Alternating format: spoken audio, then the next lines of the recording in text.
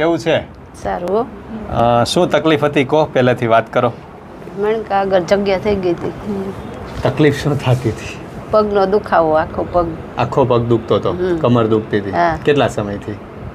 વરસ થઈ ગયું. 1 વર્ષથી. શું કરવાથી થઈ ગયું? એમ કઈ ખબર નથી. અચાનક દુખવા જ માંડ્યું.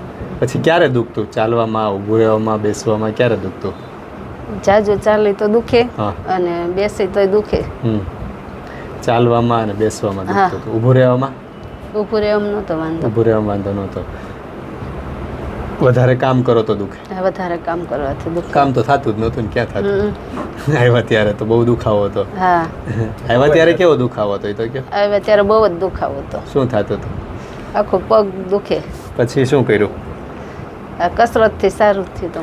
આ વરાદી થા શું કર્યું? એમ વરાદી સુધી શું કર્યું? દવા લીધી. દવા લીધી. પછી દવા પીવો ત્યારે?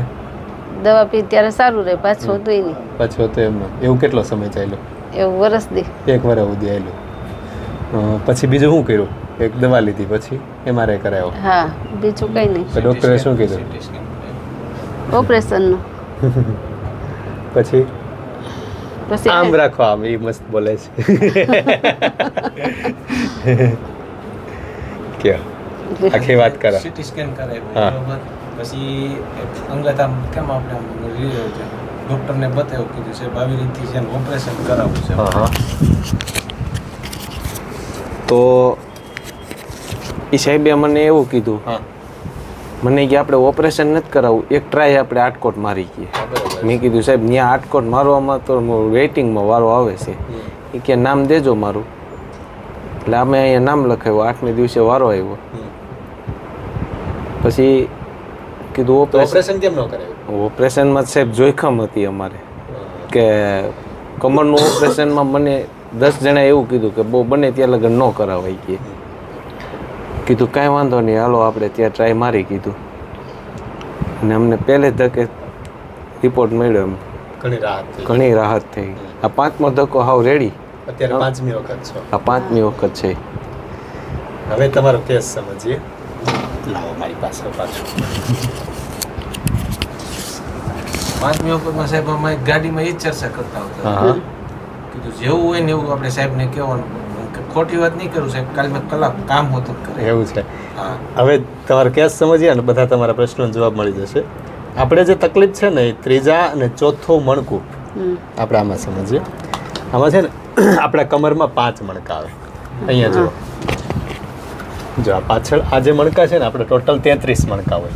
33 મણકામાં 7 ડોકમાં, 12 વાસામાં, 5 કમરમાં અને છેલ્લે બીજા બધા પૂંછમાં કહીએ. તો એમાં જે આ 5 મણકા છે ને કમરના મણકા છે, L1 થી L5. આ 5 મણકા જે કમરના છે એ કમરના મણકામાં તમારે આ 3જું મણકું અને 4થું મણકું 2 મણકા આગળની તરફ ખસી ગયા છે. બરાબર? એટલે આગળ ખસી ગયા છે. જો એ છે ને આટલું અહીંયા બતાવ્યું છે. આ જો આ જે મણકું છે ને એ 4થું મણકું છે. 4થું મણકું આગળ ખસી ગયું છે. જુઓ તમે, આ જે લીટી લાઈન છે એટલે આગળ ખસી ગયું છે. તમારે 2 મણકા આગળ ખસી ગયા છે. હવે શું થાય? અહીંયા જોઈએ.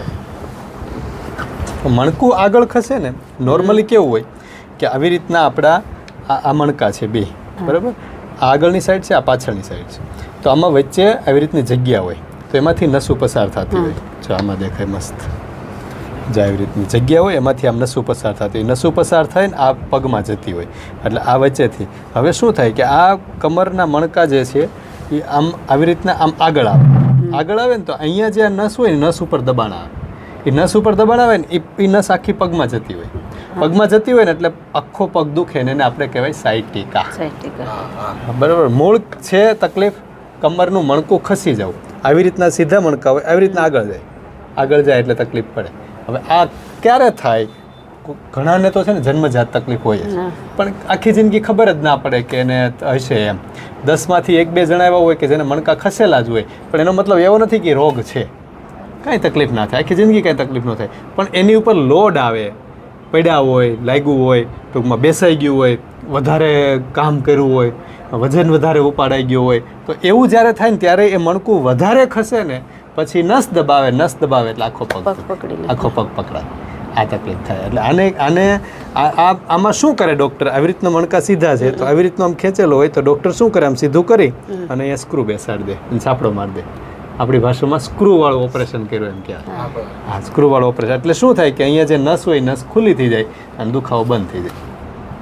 અમારું કામ શું છે? અમારું કામ બસ એ જ છે કે આ જે ત્રાસો છે મણકું એને થોડુંક પાછળ લઈ ત્રાસા શું કહેવાય બગાડે શું કહેવાય આમ વાળીને આમ કડાકા બોલાવીને આમ કરીને આ નસને ખોલવાની છે.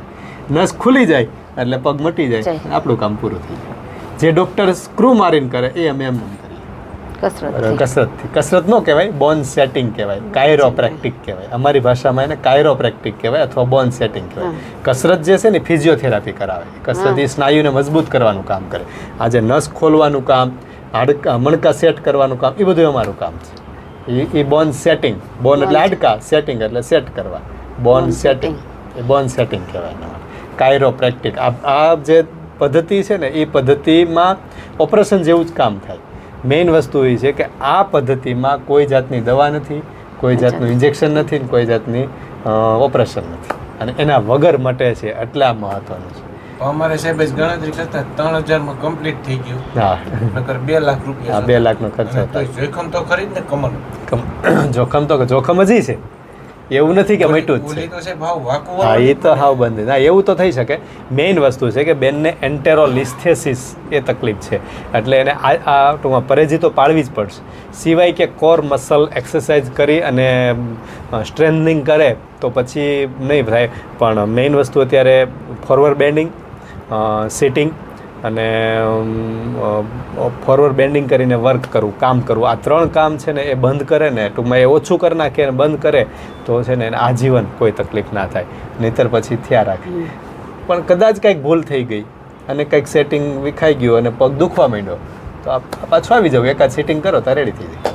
બરાબર. ફરીથી કદાચ કંઈક ભૂલ થઈ ગઈ હોય તો, કારણ કે જિંદગી જીવવાની છે, આપણે સંસારમાં રહેવાનું છે, કામ કરતા હોય, કંઈક ભૂલ થઈ જાય તો ભૂલ થઈ ગઈ હોય ને દુખવા માંડ્યું તો એકાદી વખત આવી જવાનું એટલે બધું રેડી થઈ જાય. બરાબર. કારણ કે આ દરવાજા કાંઈ બંધ તો નથી, આ તો ચૂર ખુલ્લું જ છે. પણ મેઇન વસ્તુ એ છે કે આવી તકલીફ હોય એના માટે ફરજિયાત ઓપરેશન હોય. પણ જો ઓપરેશન ના કરાવવું હોય તો આવો વિકલ્પ છે એના માટે. ઓપરેશન ના કરવું એના માટે આપણી આ બોન સેટિંગ પદ્ધતિ કે કાયરોપ્રેક્ટિકની પદ્ધતિથી છે ને આ સારવાર કરી શકાય. કે જેને મણકા ખસી ગયા છે, કોઈ એમ કે અમારે મણકા ખસી ગયા છે તો એના માટેનો આ સારવાર પદ્ધતિ બહુ સારી છે. બરાબર ને. એટલે મેઇન વસ્તુ એ છે કે આપણી આ સારવારમાં કોઈ જાતની બેન આપણે કોઈ દવા નથી આપી ને, કોઈ દવા નથી આપી, કોઈ જાતની દવા નહીં, કોઈ ઇન્જેક્શન નહીં, કોઈ ઓપરેશન. એટલે એ મેઇન વસ્તુ છે. નકર દવા તો પીન હાલા રાખે તો સારું થઈ જાય. દવા મટી જાય. દવા પીવો એટલે સારું રહે. પાછું દવા બંધ કર્યો એટલે તું એમ થઈ જાય. દવા પૂરી થાય ક્યારેક એટલે અમારે ગોળી રાખવી પડતી. હા, એવું લાગે તે પી લે એટલે પાછું તો એ પાછું રેડી થઈ જાય.